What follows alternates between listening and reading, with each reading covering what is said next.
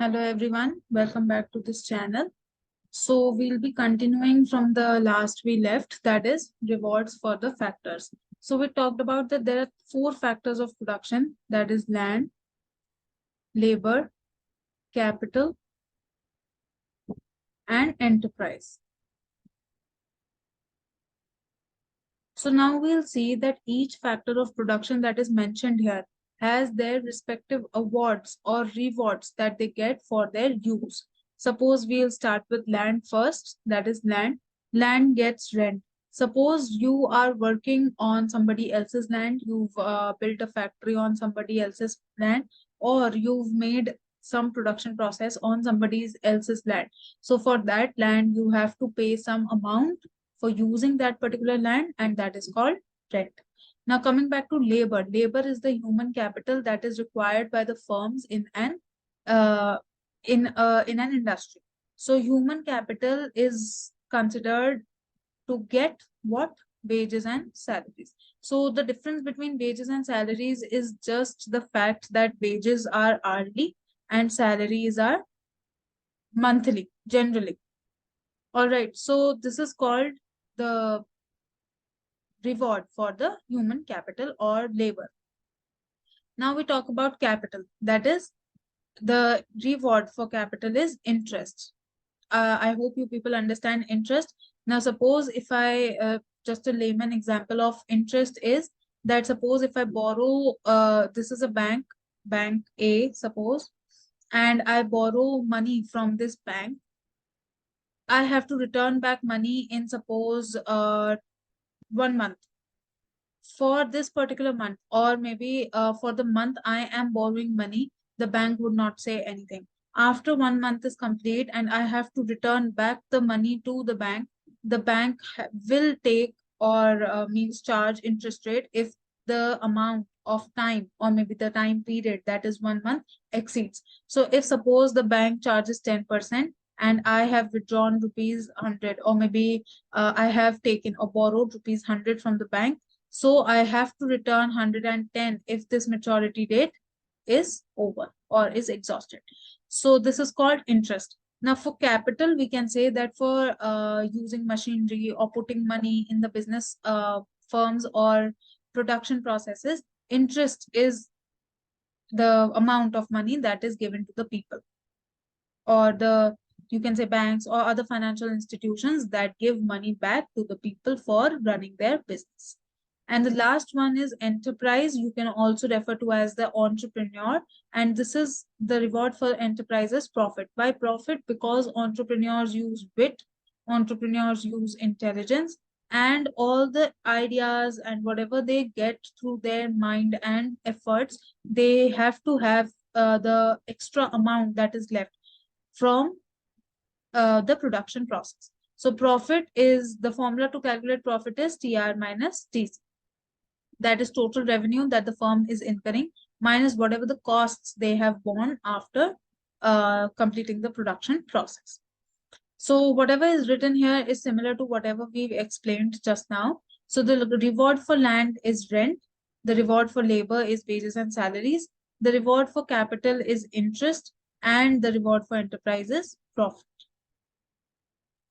Next we have is the definition of scarcity. So according to a British economist, Lionel Robbins, in 1932, this scarcity, the word scarcity is, how is it defined? It is defined as the economics is the science which studies human behavior as a relationship between end and scarce means which have alternative uses. So this is the definition of economics by Lionel Robbins. What is scarcity? Scarcity means shortage of a resource or maybe a product or whatsoever. So in general, when we talk about the basic economic problem of an economy, we've completed this earlier. Basic economic problem of the economy is scarcity of resources. So what is the scarcity of resources? That is, resources in the economy are short, or we do not have maximum or enough amount of resources to actually carry out our needs and wants.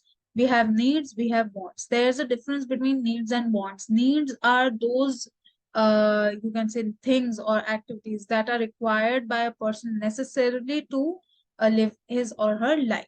So we have food, we have clean water, shelter, protection, or house maybe, and clothing, access to healthcare and education. All these are needs. Now, among them, a person cannot survive without food, water. Food and water are one of the same thing, shelter and clothing. These are the three things that a person cannot survive without, but they can survive without protection, they can survive without healthcare and education. Next is wants. Wants are not needs. That is, wants are not a person actually cannot survive without. Wants are desires that a person has.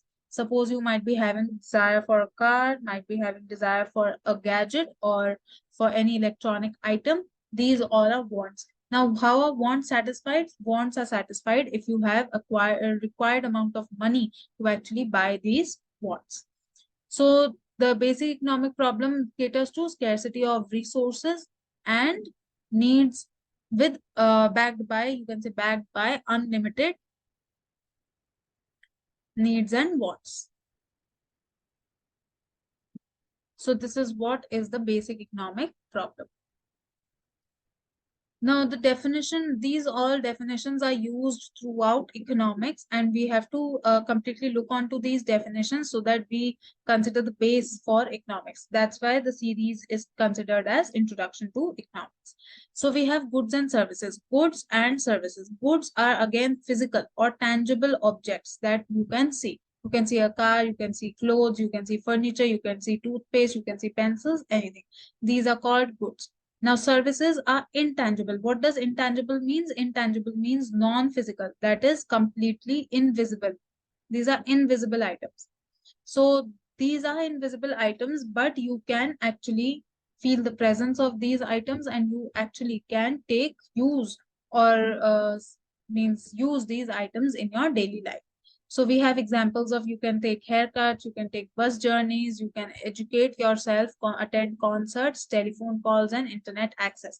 All these are services that are present in the economy and people use. So these are the two definitions of goods and services. Now we have two types of goods. First is economic goods, and the other one, here we are talking about economic goods only, but we have different types of goods. First is economic goods. Next is public goods. And we also have free goods. So these are goods. So first one is economic goods. Economic goods are also called private goods. So private goods are those goods that are generally made by the private sector and are there for sale in the market. You can pay the price that is equivalent to the worth of the good, and you can acquire that particular good from the market, from the seller. Public goods are those goods that are provided by the government and you pay very less or maybe nothing for using these public goods. I'll give you an example like street lighting. You can say parts, you can say social security, you can say defense, you can say military, anything that is provided by the government as at large to the people of the country are called public goods. And last is free goods. Free goods are generally God gifted, like air. Air is an example of free good. That is, you pay nothing for air. You pay nothing for some other types of goods also, but some of the free goods are, some of the public goods can also be considered as free goods, but not all public goods are free goods. So this is, we can say that economic goods are private goods, public goods, and free goods are the three types of goods that are present. Now we have renewable resources. As the name suggests, renewable means that can be replenished again and again. So there are types of goods that can be used again and again for, means they will not be exhausted, they will not be completely exhausted or eliminated from the economy. They can be replenished and repeated after and after again naturally.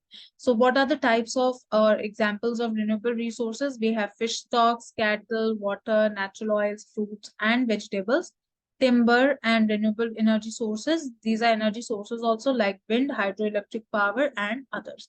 So these goods can become irreplaceable. That is, These goods are those goods can be replenished again and again. So we can use them once, we can again replenish them, and we can use them second time. So this is the type, these are the types of goods, that is renewable resources, that should be used more in an economy, and an economy should consider less usage of the non-renewable resources that cannot be renewed again and again. Okay, coming to the major topic for of economics that we study in the introduction to economics, that is opportunity cost. There might be multiple costs to a firm, but opportunity cost is also one of the costs that a firm faces, and an individual as well faces, also the government faces.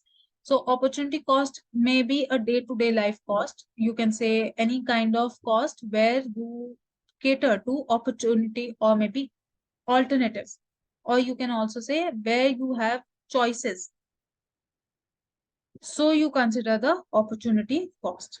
Now, opportunity cost, what is the opportunity cost? It is the best alternative choice foregone. You can also say cost of the next best alternative. So cost of the next best alternative is the best definition or description of opportunity cost. So we can say economic cost of choice. Like I said before, wherever opportunity cost come into picture, wherever we have choices or alternatives.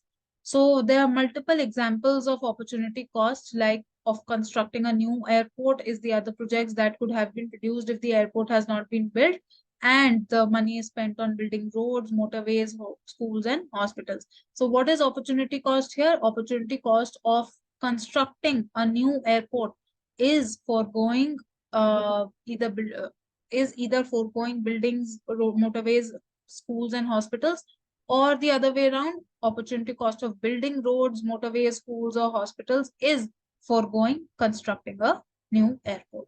So this is the type of opportunity costs that we talk about. Next we have is cost of choosing to study economics is another individuals and society subject you could be studying instead.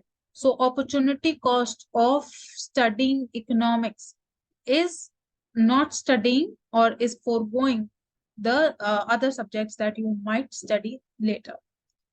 Next is cost of visiting the cinema on Saturday night, could be the money you have earned from a part-time job instead of going to the cinema. So suppose there are two alternatives, A, B. So you will consider opportunity cost here. You consider all the factors that are affecting this object or maybe good A, and you will consider all the factors that affect good B. Then you will consider the cost of purchasing good A, cost of purchasing good B, and then with rational decision making, you will consider the opportunity cost of the goods that is lower. Suppose opportunity cost of A is lower than B. This means you will be choosing good A. So this is called opportunity cost. Now with opportunity cost, we have numerical examples in economics as well. So suppose this is one of the examples. Suppose there's a firm that produces 500 units of consumer goods. So we have first point here, consumer goods, plus 4,000 units of producer goods. So we have second point here, producer goods. Two types of goods are produced. Or 6,000 units of consumer goods plus 3,000 units of producer goods. So let's make a table here quickly.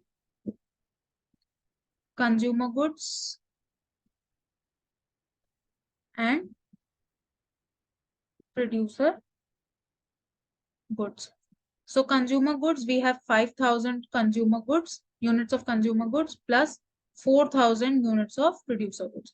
Now we also have 6,000 units of consumer goods. Sorry, just a second. Okay. We have 6,000 units of consumer goods plus 3,000 units of producer goods. Now, what is the question asking? Opportunity cost of producing extra 1,000 units of consumer goods. So take the difference here. This is 1,000. This is again 1,000.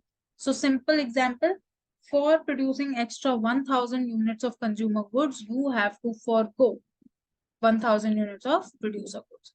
So the firm gains 1,000 units of consumer goods at the opportunity cost of 1,000 units of producer goods.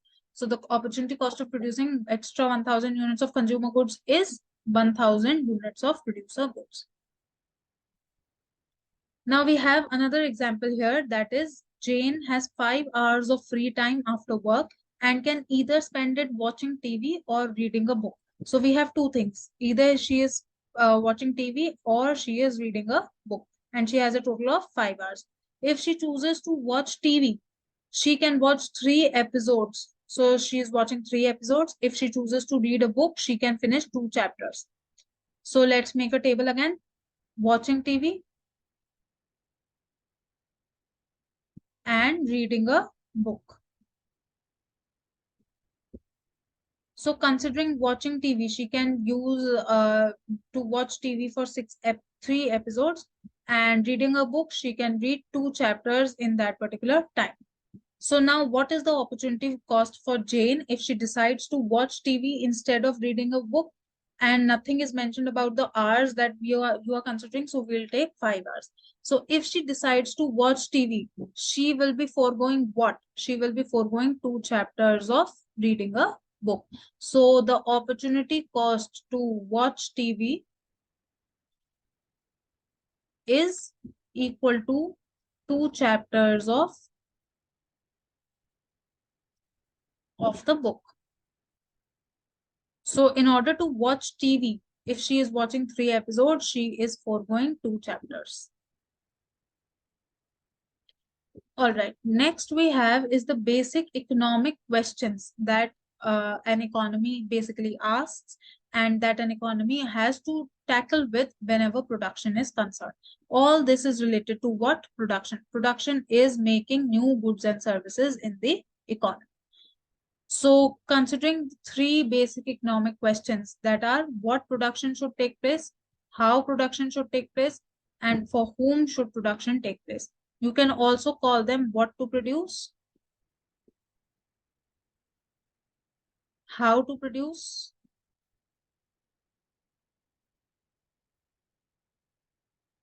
and for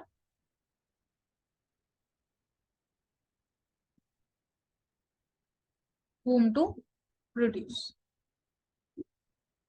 So considering what to produce will always include what goods and services a firm should produce in an economy, or you can say an economy should produce at any moment in time. So suppose there is the moment of war. I'll give you a very simple example. If there's a moment of war, each and every economy will go towards producing what? Guns, armaments, and you can say weapons, anything like that. So this is the need of the hour. That is, war is going on and the people need guns and weapons to actually persist this war. So this is called what to produce. That is, whatever a firm is working at, a firm should consider what it should be inclined towards producing, so that each and every person in the economy is willing to accept it. Next is how to produce. That is, what is means you have decided now that you have to produce this particular good and service. Now, how to produce will consider what things or what raw materials do you require to actually produce that particular good or service. Now, how to produce is nothing but will include all the 4 factors of production that we talked about earlier in 2 slides before, that are land, labor, capital, and enterprise. So for any how to produce question, the firms have to consider these 4 things mandatorily so that the production process can be in action. So this is called how to produce. Now, third one is for whom to produce. That is, who is the target audience.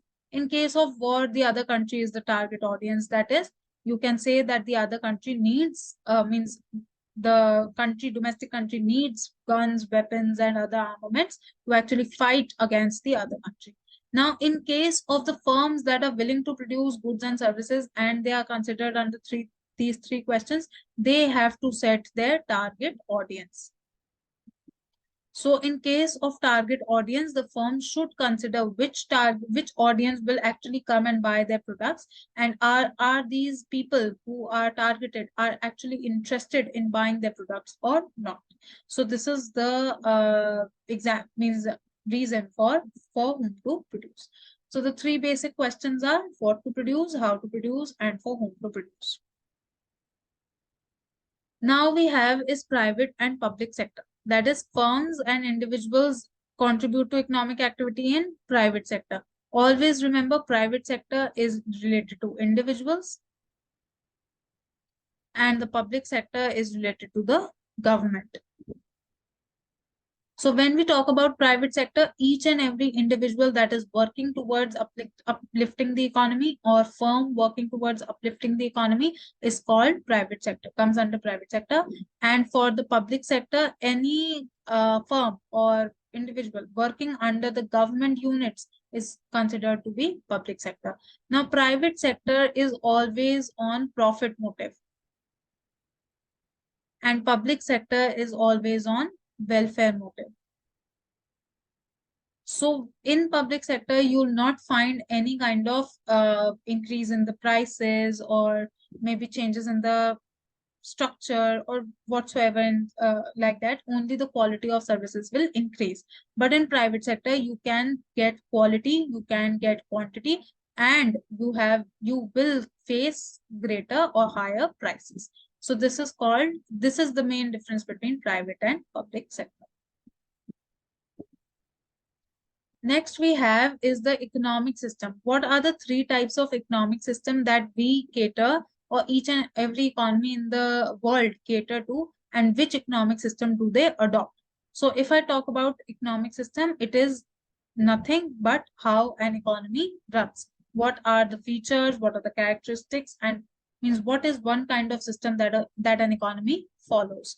So we have three systems: free market, planned, and mixed. Now, free market, why are free market and planned on the extreme edge of the arrows? I'll tell you why. Free market system or free market economic system is where there is 0% government intervention. And planned market system is where there is 100% government intervention. You can say 100% private sector here, and you can say 0% private sector.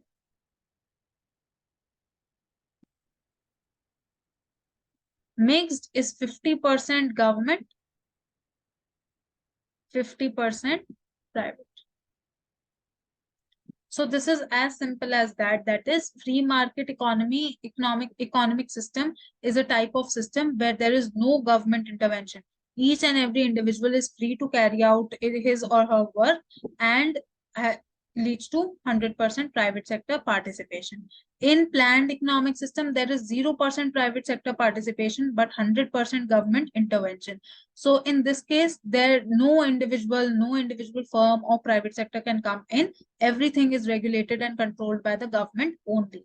Coming back to mixed economic system is the type of system where there is 50% government intervention and 50% private sector intervention. So these are the three types of economic system. Talking about India, India comes under mixed economic system. There is private sector intervention as well, and government also regulates and plans out the economy. Regarding planned and free market, there are different economies that still follow some of the portions of planned and free market, but not completely. So we have free market economic system, the same that we discussed right now. When the market forces of demand and supply work, that is, only the private sector is working, and the private sector works with demand and supply. So there are multiple economies like Singapore, Hong Kong, New Zealand, Australia, Switzerland, Ireland, United Kingdom, Denmark, Canada, and Estonia. And so these all consider free market economic system. Next we have is planned. The examples here include North Korea, Venezuela, Cuba, and Republic of Congo. So herein there is 100% government intervention, no private sector at all. And the last is mixed economic system. There's 50% government and 50% private. So the examples here are Belgium, France, Italy, Spain, Mexico, Philippines. You can take India, you can take USA, you can take UK, anything. You can also take UAE. All these are mixed economic systems. Now, the next and most important topic in economics is production possibility curves. You can also call it production possibility frontier.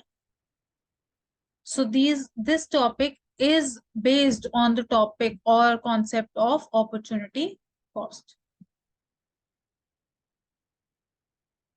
So considering what is a production possibility frontier or production possibility curve, just break down production possibility curve. Production is the process of making something. Possibility is the, you can say, chance of happening. And curve is a graph or simple diagram. So production possibility curve means a diagram that depicts the chance of production, or you can say is if the production is possible in an economy or a firm or not. So considering the production possibility curve, it represents the maximum amount of output that can be produced through the inputs that are present in the firm, or the factors of production employed, or the resources available with the firm. So considering this graph here, this is a production possibility curve. This orange line depicts PPC, and there are green points all over the graph. We'll take the example of shoes and jackets. On this graph, we'll always take two goods. It is a two commodity model. So when two commodities are concerned, we'll take one on the x-axis and one on the y-axis, shoes and jacket. Now, considering the PPC that is present here, I'll mark these points. It will be easy to understand. Okay. Suppose now what 250 represent? If the suppose we'll take shoes first. If the firm puts all the resources that are available with it in the production of shoes, it will be able to produce 50 pairs of shoes. And if the firm uses all the raw materials and the equipments that it has in the production of jackets, it will produce a total of 100 jackets. So that's why the curves touch the curve, the PPC curve touch both the axes because here you can see jackets are 100, but see your shoes are 0. And here you can see shoes are 50, but jackets are 0. So all the raw materials are used in the production of jackets and shoes respectively. Now, considering what are these green points on the PPC, outside the PPC or inside the PPC. Now, we'll talk about A and B first. A and B points are the most feasible points. Most feasible, or you can also call them optimum points. Now, how optimum? A and B are the points that are on the PPC. So the firm that is producing goods and services can take any of the combination here and can produce goods and services and will be using all the required resources without any wastage or without any overutilization. So considering point A, you can say here there are 10 shoes and you can say here there are 60 jackets. So the combinations, 90 jackets. So the combination at point A will get 10 shoes, 10 pair of shoes and 90 jackets. Considering point B, we can say that when the firm uses all the required resources to produce both shoes and jackets, it can produce 60 jackets and say 40 shoes. So this is called the most feasible or optimum points, and the firms will produce at any point on the PPC, always, if there are multiple points even. Now coming to C and D. C and D are unattainable points. Now, why are they unattainable points? Because they are lying outside the PPC. Right. So this means that they cannot be attained. That is, the firm does not have required amount of resources to actually reach point C or point D. So that's why we can say that C and D cannot be taken up by the firm, and these are unattainable points. But C and D can be used or utilized. That will come out to be later. E and F. E and F are underutilized points. Underutilized resources at E and F. These are also not feasible. At E and F, the resources are underutilized. Now, why underutilized? Because here the firm will be leading to wastage of resources. If a firm is using all the resources it has, it will work on the PPC. So if the points are inside the PPC, obviously the firms are the firm that is in consideration is wasting resources. So that I hope these 3 points are clear, and the attainability or the most feasible point will always be present on the PPC. Next and the last thing I suppose we have is the reasons for the outward and inward shift. Now, here coming back to this point, if I say that C and D can also be attainable, it can be attainable if the PPC shifts outwards. Now, why will this happen? And if the PPC is shifting outwards, it can also shift inwards. So we'll talk about why will this happen actually. Now, considering the outward and the inward shift of the PPC. This is the outward shift. This is the inward shift. Why will a PPC shift outward? Or you can say, why will a firm produce more than before? These are the reasons that will lead to increase or shift of the PPC outwards. First is increase or improvement in technology. So if there is increase in technology or improvement in technology, always the production will increase. If the production increases, the PPC will shift outwards. Next is availability of more raw materials for production. Suppose the firm will have might be having less raw materials earlier, but now it is having more raw materials, or it has purchased more raw materials. Obviously, this will lead to increase in production. So again, the PPC will shift outwards. Next is increase in labor force or machines employed. Obviously, if the human capital increases or even the physical capital increases, that is the machines, physical one, the firm will be able to produce more goods and services here. That will again increase production. Next is stock of capital equipment. Like I earlier I repeated, that is physical capital here. If the machinery is more, or you can say more machines are installed in the firms, obviously the production may increase. And the last is increase in education and training for employees. That is, if the people are trained or the staff present in the economy firm is trained, then this will also lead to increase in production. So all these 5 points that we just discussed lead to increase in production. And this leads to increase or outward shift of the PPC. Now coming back to why will the PPC shift inwards? So for inward shift, we have natural disasters that erode production. So there might be cyclones, there might be you can say earthquakes, there might be floods. All these natural disasters can lead to eroding of production. That is, production will fall. Now, in general, I can say that in agriculture sector, this happens to the greater extent. Why? Because all these cyclones, earthquakes, floods will haphazardly cause a serious disaster and will take away all the agricultural wheat, rice, maize, barley, etc. away with them. So this will lead to reduction in the production, or the producers will not be able to sell goods and services, and this will be a problem. So there will be an inward shift in the PPC. This is the PPC. All right. Next is running out of resources. Now we had availability of more raw materials for production earlier, and now we have running out of resources. That means if we do not have resources, raw materials are not there, or there is a decline in the raw materials, this will lead to decrease in the production activity again. Now, less technology, adequate knowledge of work and on the machines for production, this will lead to again decrease in the production. That is, if there is less technology, obviously the people will not be able to, or the firms will not be able to produce much. Less supply of labor, again human capital. If there is no human capital or if there is less supply of labor, again the PPC will shift leftward, because the firms will not have enough labor to work on the machines or on goods and services to be produced. Capital equipment wears out and not replaced. Here the meaning of depreciation comes in. If the technology or the machinery present in the economy, firms, wears out or depreciates, or is not means in a state to actually work, this will also lead to decrease in the production.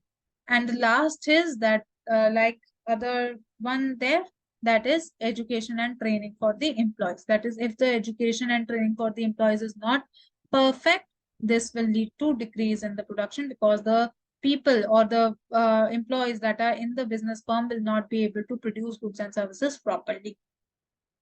So I hope the reasons for the outward and inward shift of the PPC are clear. Next is, how do economists approach the world?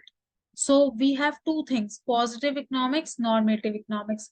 This will also be included in Introduction to Economics. Why? Because these are two types of economics, or how an economist, or you can say how an economist or a person actually perceives the world.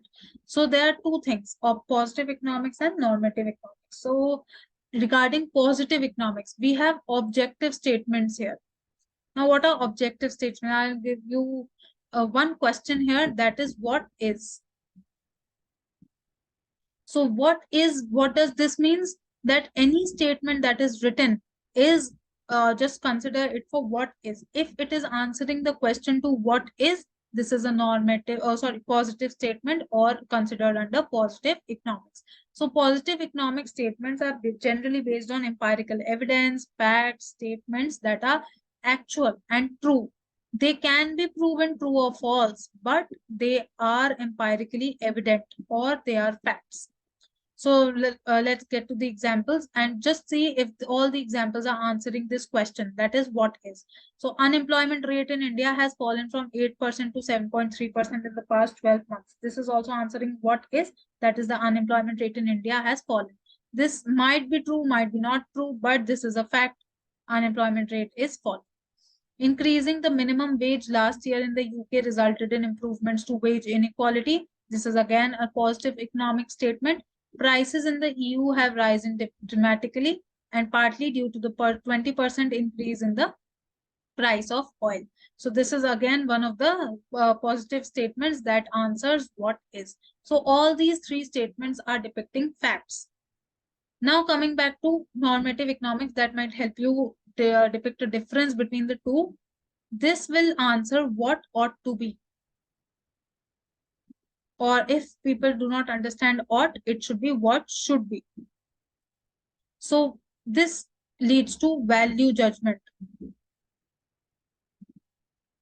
Now, what is value judgment? Value judgment means when a person perceives himself, means has his own judgment or his own opinion, opinionated statements, then they come under normative economics. So the judgments are built according to opinions, beliefs, and they are then the what is best for the economic policies or solutions, maybe they are then granted. They are not facts. They are not considered in the actual functioning of the economy, but they are statements that are opinions of the people present in the economy.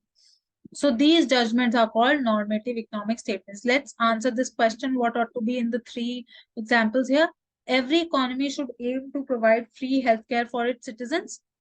That means should. Wherever you find the term should, it is normative economics. That is, this is an opinion from the people, or maybe from any kind of minister, or from any kind of person in the economy. Corporation tax in an economy should be higher than personal income taxes. So this is again a value judgment, that the corporation tax should be higher than personal income taxes. So this might not be the case. This is not the case in the economy, but this is one of the value judgments that people have given. Next is, the best way to deal with the rise in crime is to employ more police. So again, this is telling you, or means suggesting you in general, that this should be done. So this is again a value statement or value judgment or opinion of people, that to reduce crimes, we have to employ more police. All right, I hope this is clear. And comment means write few more positive economics and normative economic statements in the comments, and let me see if you people have understood or not. And keep supporting. Thank you.